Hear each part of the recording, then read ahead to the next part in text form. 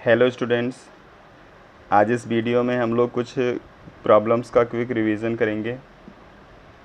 तो चलिए हम लोग स्टार्ट करते हैं। और स्टार्ट करने से पहले आप लोगों का मोस्ट वेलकम है इस वीडियो में। चलिए फर्स्ट प्रॉब्लम।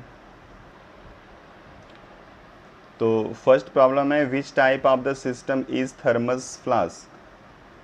तो थर्मस फ्लास्क में आप अगर ध्यान से देखोगे तो आपको पता क्या चल रहा है कि ना तो वहाँ से हीट का ट्रांसफ़र हो सकता है और ना ही वहाँ से आप एनर्जी का ट्रांसफ़र कर सकते हो। और ऐसा कोई सिस्टम होता है तो उसको हम बोलते हैं isolated system. So the first answer is isolated system. ठीक है, next problem. Which one which one is example of halogen exchange reaction. तो हैलोजन एक्सचेंज रिएक्शन आपके दो होते हैं। एक को हम बोलते हैं स्वार्ट रिएक्शन और सेकेंड वन इज़ फिंकल-स्टेन। तो फिंकल-स्टेन यहाँ पे दिया नहीं है, इसलिए इसका आंसर होगा स्वार्ट रिएक्शन। थर्ड प्रॉब्लम में आपसे पूछा जा रहा है, work done in free expansion process is. तो आपको पता है कि जब फ्री एक्सपेंशन होता है तो वहाँ पे ना तो वर्क सराउंडिंग सिस्टम के ऊपर करता है और ना ही सिस्टम सराउंडिंग के ऊपर वर्क करता है। और जब कोई वर्क नहीं करेगा तो उस वर्क को हम बोलते हैं ज़ीरो, इसलिए इसका आंसर होगा ज़ीरो वर्क डन। ठीक है, अदरवाइज़ अगर सिस्टम काम करता है तो नेगेटिव वर्क आता है और सराउंडिंग अगर सिस्टम के ऊपर काम करता है तो वर्क पॉजिटिव होता है। ठीक है, चलिए प्रॉब्लम नंबर 4। फोर्थ प्रॉब्लम में आपसे पूछा जा रहा है कि किस कॉम्प्लेक्स की जो कंडक्टिविटी है वो हाईएस्ट होगी। तो कॉम्प्लेक्स की कंडक्टिविटी के लिए आपको नंबर ऑफ़ आयंस चेक करना होता है और यहाँ पे जो भी स्क्वायर ब्रैकेट के अंदर चीज़ें लिखी जाती हैं उनको हम कॉम्प्लेक्स आयन कहते हैं, जो डिसोसिएट नहीं होता। और इसके बाहर के जो आयंस होते हैं वो डिसोसिएट हो जाते हैं। तो यहाँ पे पूरा कॉम्प्लेक्स आयन और ये आयंस मिल के टोटल नंबर ऑफ़ कितने आयंस जनरेट होते हैं वही आपको चेक करना है। तो अगर हम सेकेंड ऑप्शन को देख लें तो वहाँ पे आपको एक स्क्वायर ब्रैकेट दिख रहा होगा जो एक आयन जनरेट करेगा, उसके अलावा 3Cl माइनस जनरेट होगा। तो टोटल नंबर ऑफ़ आयंस यहाँ पे मिल के हो जाएंगे 4। और बाकी के केस में फर्स्ट वाले ऑप्शन में 3 आयंस जनरेट होंगे, थर्ड वाले में 2 आयंस, इसलिए सबसे ज़्यादा कंडक्टिविटी हो जाएगी सेकेंड ऑप्शन की, इसलिए इसका आंसर होगा सेकेंड वन। ठीक है, next. Which one is used as additive in soap. तो हमारे स्किन के ऊपर क्या होते हैं, बहुत सारे जर्म्स जनरेट होते हैं। जो डर्ट इकट्ठा होता है स्किन के ऊपर उसको डिकम्पोज करने के लिए, तो उन्हीं जर्म्स को किल करने के लिए सोप के अंदर डाला जाता है बिथियोनल, इसलिए इसका आंसर होगा सेकेंड ऑप्शन। चलिए नेक्स्ट प्रॉब्लम पे। The gradual gradation in velocity of different layer of fluid is known as. आपको पता है लिक्विड के अंदर आप जानते हो कि एक लेयर दूसरे लेयर के ऊपर स्लाइड करता रहता है और इसी स्लाइडिंग की वजह से एक लेयर की जो वेलोसिटी होगी उससे सेम डिफरेंस वेलोसिटी में आता है ऊपर और नीचे की लेयर में। तो ऊपर की लेयर की वेलोसिटी ज़्यादा होगी, इसलिए इसको dv लिख देते हैं और नीचे का हो जाएगा v माइनस डी। और इस तरीके से जो ग्रेजुअल चेंज आता है वेलोसिटी के अंदर उसी को हम बोलते हैं लैमिनार फ्लो, इसलिए इसका आंसर होगा लैमिनार फ्लो। तो सेवेंथ प्रॉब्लम में आपसे पूछ रहा है कि डिसोसिएशन के लिए कौन सा एक्सप्रेशन सही होगा। तो डिग्री ऑफ डिसोसिएशन आप जब कैलकुलेट करते हो तो उससे पहले जो वांटा फैक्टर होता है आई इक्वल टू आप लिखते हो 1 + n-1 इंटू एल्फ़ा। अब यहाँ पे एल्फ़ा डिग्री ऑफ डिसोसिएशन है, जिसको कैलकुलेट करने के लिए आप क्या करोगे, 1 को इधर भेजोगे और n-1 से डिवाइड करोगे। तो एल्फ़ा इक्वल टू आ जाएगा i-1 डिवाइडेड बाई n-1, इसलिए आपका ऑप्शन हो जाएगा सेकेंड। एट्थ प्रॉब्लम यहाँ पे है कि if 2 alpha particles emitted from the atom then it is shifted in periodic table after the emission of alpha particles The atomic number of any element is decreases by 2 unit and mass number is decreases by 4 unit। तो अब यहाँ से अगर एक बार alpha particles का emission हो गया तो एटॉमिक नंबर 2 यूनिट्स कम हो जाएगा। उसके बाद एक एल्फ़ा पार्टिकल का एमिशन और आप करोगे, then the atomic number is decreases by 4 unit, means atomic number उसका 4 डिक्रीज़ हो जाएगा। और जब 4 डिक्रीज़ होगा तो वो लेफ़्ट साइड में शिफ्ट हो जाएगा पीरियोडिक टेबल के बाय द 4 यूनिट। तो इसका आंसर होगा 4 प्लेसेस लेफ्ट। तो 9th प्रॉब्लम में पूछ रहा है जिगलर नाटा कैटलिस्ट इसमें से कौन है। तो आपको पता होगा कि जो जिगलर नाटा कैटलिस्ट है उसको हम यूज करते हैं पॉलीमराइजेशन रिएक्शन में, और जो लो डेंसिटी पॉलीमर बनता है यानी लो डेंसिटी पॉलीथीन, उस लो डेंसिटी पॉलीथीन को बनाने के लिए जिगलर नाटा कैटलिस्ट को यूज किया जाता है। ऑर्गेनिक कंपाउंड होता है एल्युमिनियम का एलॉन्ग विथ टाइटेनियम क्लोराइड, और इसका आंसर हो जाएगा 3rd ऑप्शन।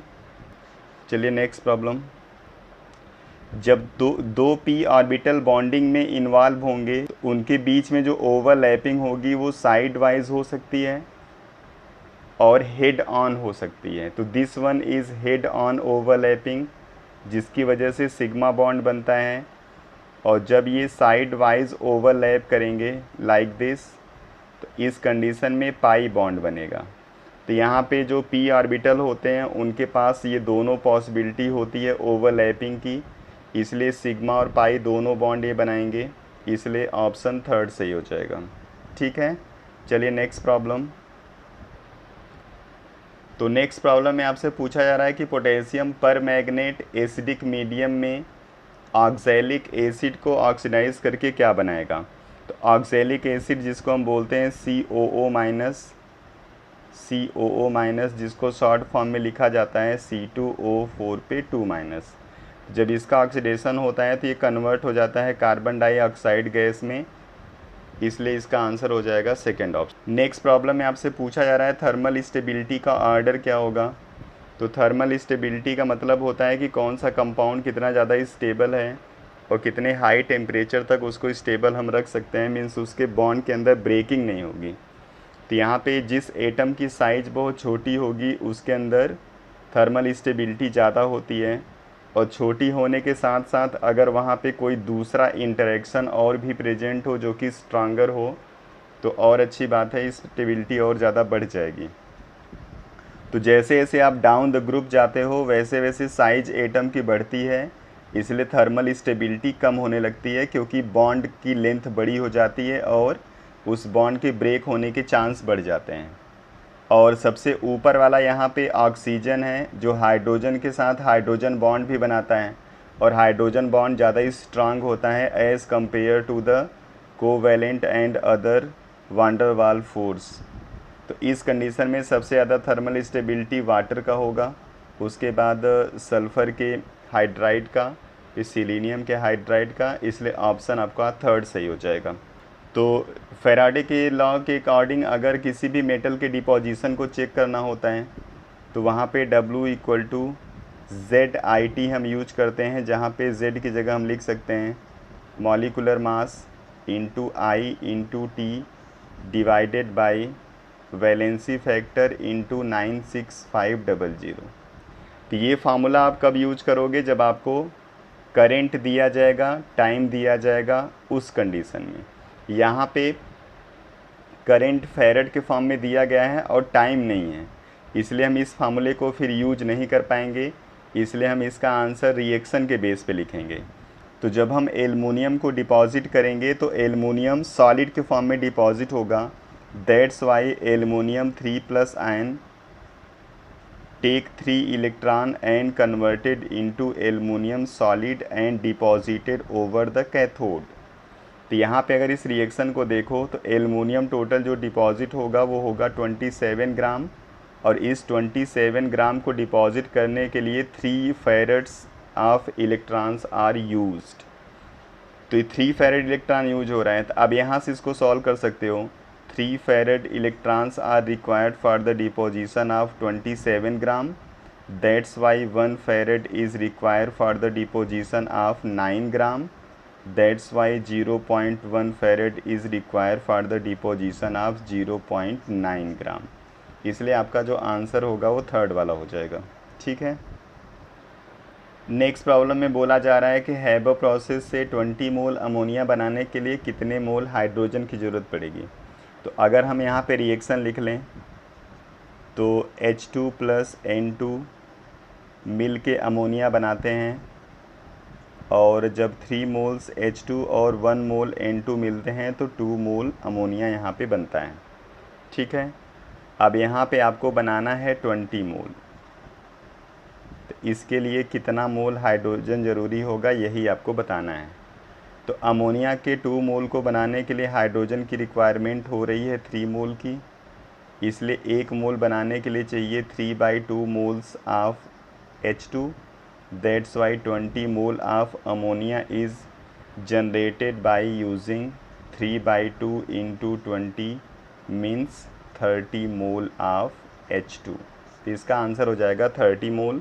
और ये प्रॉब्लम सॉल्व हो रहा है गै-लुसैक लॉ के अकॉर्डिंग, तो आप इसको जानते हो, आप आसानी से सॉल्व कर सकते हो। ठीक है। तो नेक्स्ट प्रॉब्लम में बोला जा रहा है कि जब आप टेम्परेचर को इंक्रीज़ कर देते हो 30 degree Celsius to 90 degree Celsius, तो जो रेट ऑफ रिएक्शन है वो कितने टाइम्स इंक्रीज़ हो जाएगा। आपको पता है टेम्परेचर कोफिशिएंट कि हर 10 डिग्री राइज ऑफ टेम्परेचर पे जो रेट होता है वो डबल हो जाता है, मीन्स 2 टाइम्स बढ़ जाता है। तो यहाँ पे आप जितने 10 डिग्री टेम्परेचर को बढ़ाएंगे उतने ही 2 टाइम्स रिएक्शन की रेट बढ़ती जाएगी। तो यहाँ पे जो टेम्परेचर का चेंज आ रहा है वो 60 डिग्री का आ रहा है। 60 डिग्री का मतलब हो गया कि आप 10 डिग्री जो टेम्परेचर का राइज़ है उसको आप प्रोसीड करा रहे हो 6 टाइम्स, और जब 6 टाइम्स आप कराओगे तो रेट भी 6 टाइम्स 2 टाइम्स का बढ़ जाएगा। तो इसको 2⁻6 हम यूज करेंगे, तो इससे सॉल्व हो जाता है। तो इसको आप सॉल्व करोगे तो आपका आंसर आ जाएगा 64 टाइम्स। तो इसका शॉर्ट ट्रिक यही है कि जितने 10 डिग्री राइज होते हैं 2 की वही पावर आप कर दो, आपका आंसर आ जाता है। ठीक है। Next problem, which of the following gas has the highest critical temperature, means किसका क्रिटिकल टेम्परेचर ज़्यादा होगा। तो जिसका क्रिटिकल टेम्परेचर ज़्यादा होता है उसके अंदर इंटरेक्शन हाई होगा, और इंटरेक्शन हाई होने की वजह से वो आसानी से लिक्विफाई हो जाता है। ठीक है। तो सबसे ज़्यादा इंटरेक्शन यहाँ पे आपको देखो हाइड्रोजन बॉन्डिंग प्रेजेंट है अमोनिया के अंदर और वाटर के अंदर। हाइड्रोजन बॉन्ड भी स्ट्रांग होगा अमोनिया के कंपेयर में, क्योंकि oxygen is more electronegative than the nitrogen. That's why the critical temperature of water is more than the ammonia, इसलिए इसका आंसर होगा वाटर वेपर।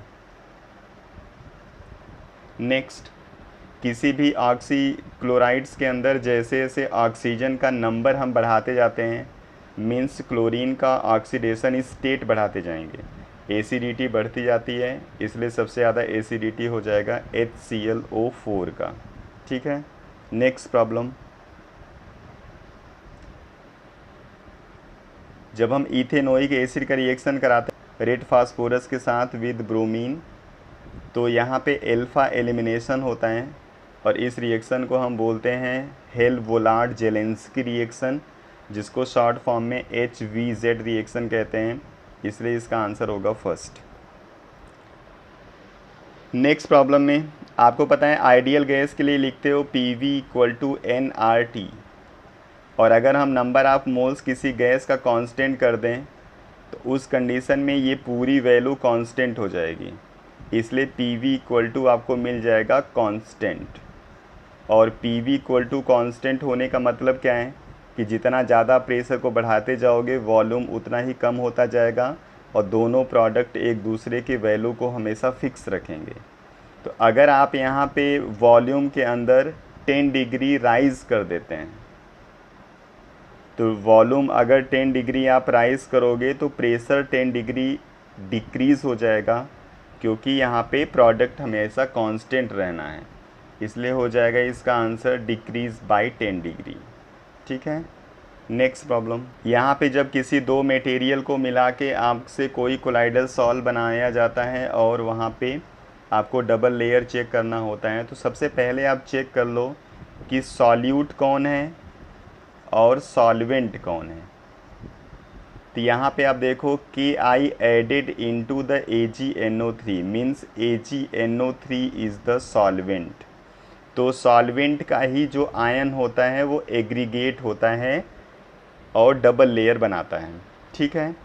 तो यहाँ पे जो कोलाइडल सॉल्व बन रहा है वो AgI का बन रहा है, ठीक है। अब AgI क्या करेगा, अपने रिस्पेक्टिव आयंस को ही एब्जॉर्ब करता है सरफेस के ऊपर। तो या तो Ag प्लस को ये एब्जॉर्ब करेगा या फिर I माइनस को। तो सॉल्वेंट में जो आयन प्रेजेंट है वो Ag प्लस प्रेजेंट है, इसलिए ये Ag प्लस को एब्जॉर्ब करेगा। तो Ag प्लस एब्जॉर्ब हो जाएगा, तो फिर इसका जो नेगेटिव पार्ट होगा वो सॉल्यूशन के अंदर प्रेजेंट रहेगा, वो यहाँ पे डिपॉजिट हो जाएगा और डबल लेयर बना लेगा। इसलिए इसका जो ऑप्शन होगा वो हो जाएगा थर्ड वाला सही, ठीक है। नेक्स्ट प्रॉब्लम, इसमें आयनिक साइज के ऑर्डर में इनको अरेंज करना है। तो आपको पता है कि जब आप बनाते हो कैटायन, तो कैटायन के ऊपर पॉजिटिव चार्ज होता है। पॉजिटिव चार्ज का मतलब है वो इलेक्ट्रॉन लूज कर रखा है। तो आउटर मोस्ट शेल में इलेक्ट्रॉन का काउंट कम हो जाता है, इसलिए इफ़ेक्टिव न्यूक्लियर चार्ज बढ़ जाएगा और अट्रैक्शन के ज़्यादा होने की वजह से इसकी जो साइज है वो स्मॉल हो जाती है as compare to the parent. और अगर यही एनायन बनाता है तो एनायन में एक्स्ट्रा इलेक्ट्रॉन ऐड हो जाता है आउटर मोस्ट शेल के अंदर, और आउटर मोस्ट शेल में जब इलेक्ट्रॉन का काउंट ज़्यादा हो जाएगा तो न्यूक्लियस के साथ अट्रैक्शन ये कम शो करने लगता है। That's why the effective nuclear charge is decreases and size of the atom is increases. इसलिए एनायन की साइज़ बड़ी होती है पेरेंट से और पेरेंट की साइज़ बड़ी होती है कैटायन से। इसलिए जो ऑर्डर होगा वो होगा I minus then I plus, ठीक है। नेक्स्ट प्रॉब्लम, इसमें कह रहा है कि ऑटो रिडक्शन कौन सा एलिमेंट शो करेगा। तो जो बहुत कम इलेक्ट्रोपॉजिटिव मेटल होते हैं, मीन्स जो रिएक्टिविटी सीरीज़ में बहुत नीचे आते हैं, वो क्या करते हैं, ऑटो रिडक्शन की प्रॉपर्टी को शो करते हैं। तो इसमें कॉपर आ जाता है, मरकरी आ जाता है, लेड आ जाता है, सिल्वर आ जाता है। तो ये सब क्या करते हैं, ऑटो रिडक्शन शो करते हैं। तो आपने पोलराइजेबिलिटी का कॉन्सेप्ट पढ़ा हुआ है कि किसी भी आयनिक कंपाउंड के अंदर जब पोलराइजेशन होता है तो जो उसके इलेक्ट्रॉन होते हैं वो शिफ्ट होते हैं दूसरे कैटायन की तरफ जो छोटी साइज़ का होता है, और उस इलेक्ट्रॉन की शिफ्टिंग की वजह से आयनिक कंपाउंड में थोड़ा सा कोवैलेंट कैरेक्टर आ जाता है।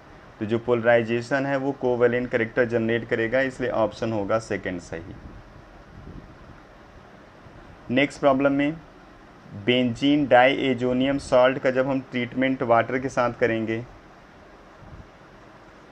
तो ये बेंजीन हो गया N2+Cl minus benzene diazonium salt, और जब इसकी हम हाइड्रोलिसिस कर देते हैं तो उस कंडीशन में क्या हो जाएगा, हाइड्रेशन की वजह से ये फिनॉल में कन्वर्ट हो जाएगा। इसका एक HCl के साथ HCl के फॉर्म में और ये N2 गैस के फॉर्म में बाहर हो जाता है, इसलिए यहाँ पे फिनॉल फॉर्म होगा। अगर किसी भी इलेक्ट्रॉन को आप जंप कराओगे 7th एनर्जी लेवल से ग्राउंड स्टेट में तो कितने यहाँ पे स्पेक्ट्रल लाइन मिलेंगे।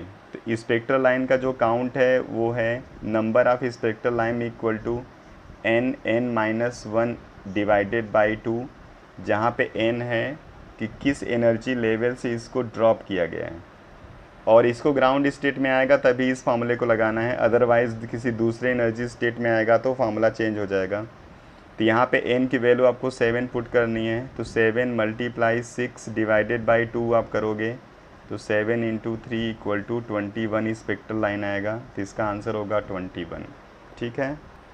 अब ये नेक्स्ट प्रॉब्लम आपके लिए है, the electron level which allow the hydrogen to absorb photon but not to emit it. इसका आंसर आपको कमेंट बॉक्स में लिखना है। तो आप लोग इतना करिए, उसके बाद फिर अगले वीडियो में हम कुछ और प्रॉब्लम्स के साथ मिलेंगे, और इस तरीके से आपका कंटिन्यू ये चलता रहेगा कुछ प्रॉब्लम्स, ठीक है। Thank you.